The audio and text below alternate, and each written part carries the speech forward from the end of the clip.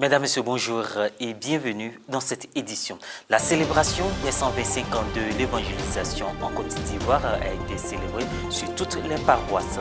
Nous vous ferons le point de la paroisse Saint-Kizito au Mito-Guirvou de Williamsville.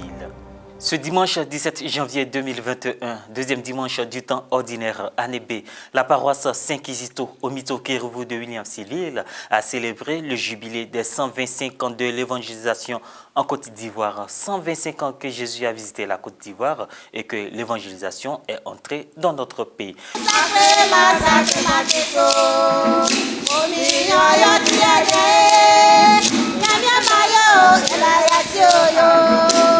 Une célébration eucharistique présidée par le père Hilaire Manglé, curé de la dite paroisse. 125 ans, ça se fête. Jubilé, jubilé, jubilons, c'est le slogan, presque le mot d'ordre qui a été scandé. Aujourd'hui, nous célébrons au niveau paroissial le jubilé de 125 ans d'évangélisation en Côte d'Ivoire et je voudrais qu'on pousse des cris de joie. Aujourd'hui, jubilé, jubilé, jubilons, car il y a 125 ans que la parole de Dieu s'est fait chair et cette parole, au travers des hommes et des femmes, missionnaires, religieux, religieuses, a visité notre pays. Oui, il y a 125 ans que la Côte d'Ivoire est heureuse de célébrer sa mission d'évangélisation, sa mission de formation de l'être humain, sa mission de l'éducation, sa mission de la proximité de Dieu, sa mission de la compassion de Dieu. Oui, sa mission au service des faibles, des pauvres, des veuves, au service des enfants, des jeunes, des femmes, des adultes. Oui, 125 ans, l'Église de Côte d'Ivoire est heureuse de célébrer sa mission de paix, sa mission de développement, sa mission de justice sociale. Oui, quelle joie, oui, quelle grâce de voir que notre pays a pu tenir dans sa foi il y a 125 ans.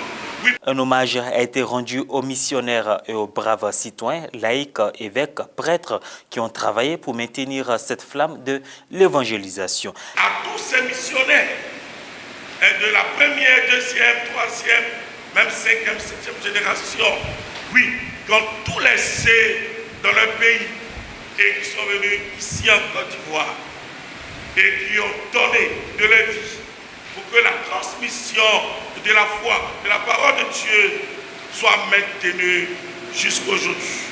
Et nous prions pour tous ceux et celles d'entre eux qui sont morts, que la miséricorde de Dieu s'actualise pour eux, que le Seigneur accorde à chacun d'entre eux la récompense du bon serviteur.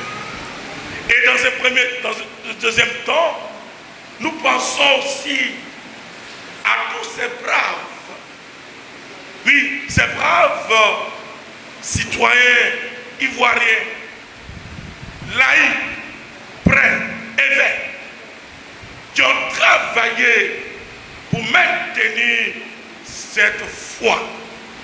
Et il fait qu'aujourd'hui, nous sommes heureux, joyeux d'avoir au moins 15 diocèses et d'avoir beaucoup d'évêques, beaucoup de prêtres. Les textes de ce dimanche sont riches en enseignements. Dans son homélie, le père Hilaire Manglé nous présente un récit fort édifiant de la vocation. C'est toujours Dieu qui prend l'initiative et qui appelle qui il veut, quand il veut et comme il veut. Il nous fait prendre conscience que c'est à Dieu que nous appartenons et non à nous-mêmes. Nous sommes en plein dans des récits de vocation, les récits d'appel, les récits de rencontres intimes, personnelles, avec Dieu, mieux, avec Jésus-Christ. Humilité vis-à-vis de Dieu qui choisit qui il veut, quand il veut, où il veut.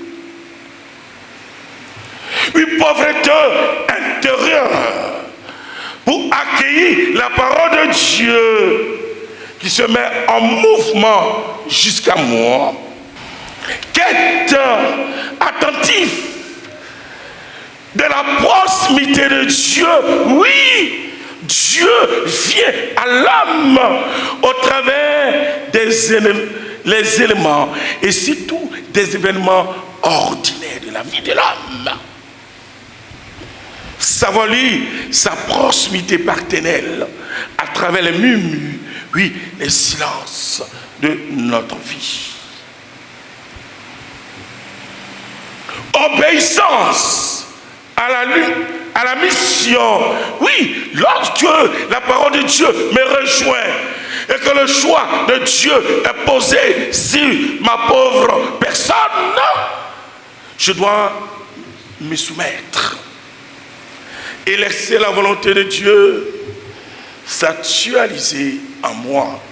Certitude, bien-aimé du Seigneur, d'être toujours soutenu par la parole de Dieu, oui, en dépit de mes faiblesses.